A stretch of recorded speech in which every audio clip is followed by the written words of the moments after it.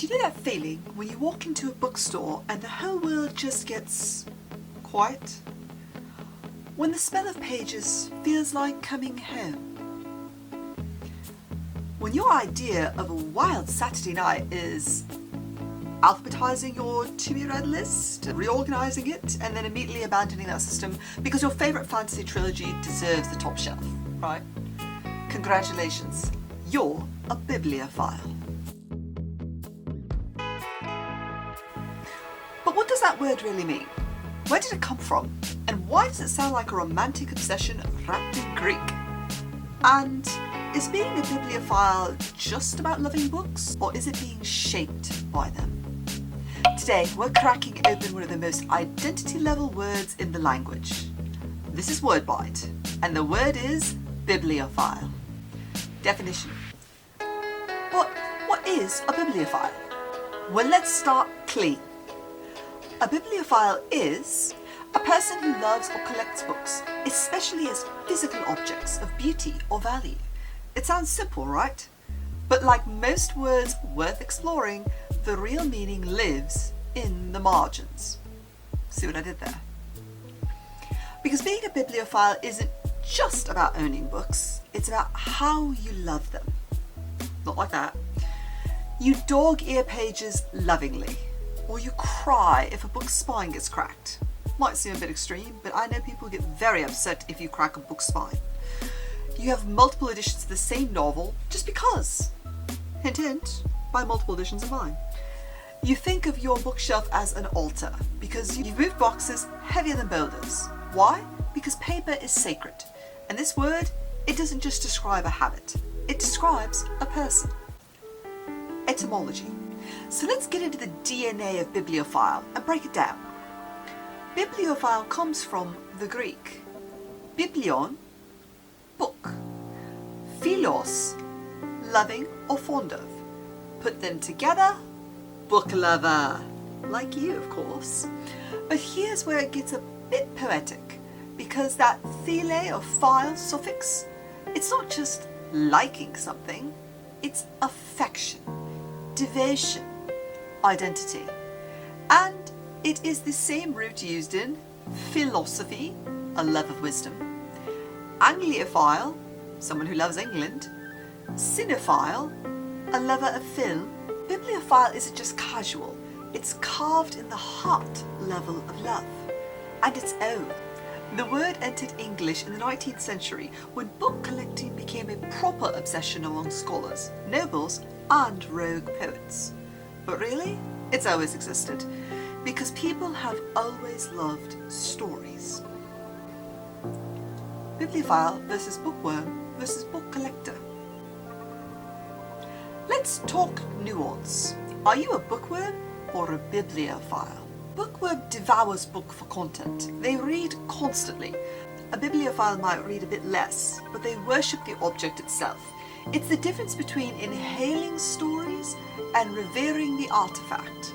Some people are both. Some are just one. Then there's the book collector, who may or may not love books. Some collectors are into value, rarity, or investment. It is a business. But a bibliophile? They'd rather own a beat-up childhood copy with tears and penciled-in notes than a pristine leather-bound collectible they can't touch. It's not about price tag, it's about personal connection. What makes someone a bibliophile? There are some signs that you might just be a bibliophile.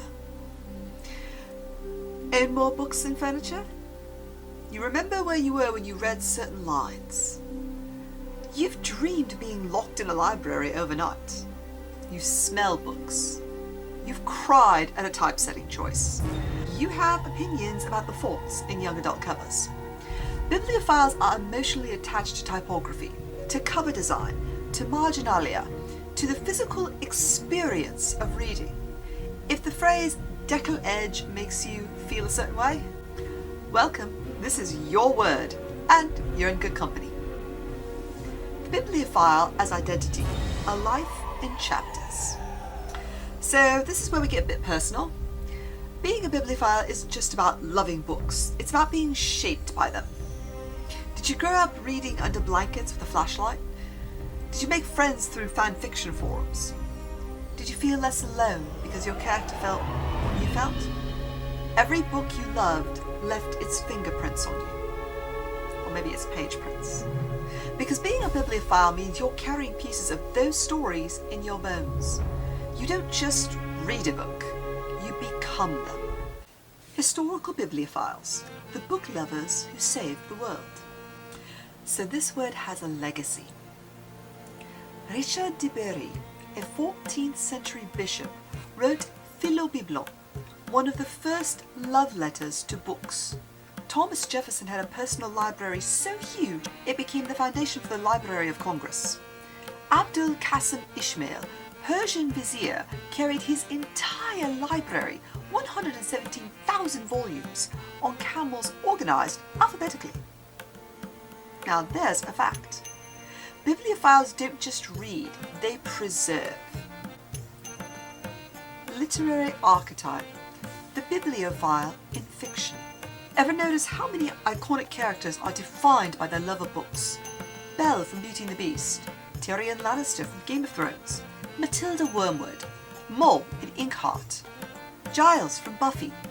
They don't just read, they live through the books. A bibliophile is an archetype, the quiet thinker, the historian, the scholar with hidden fire.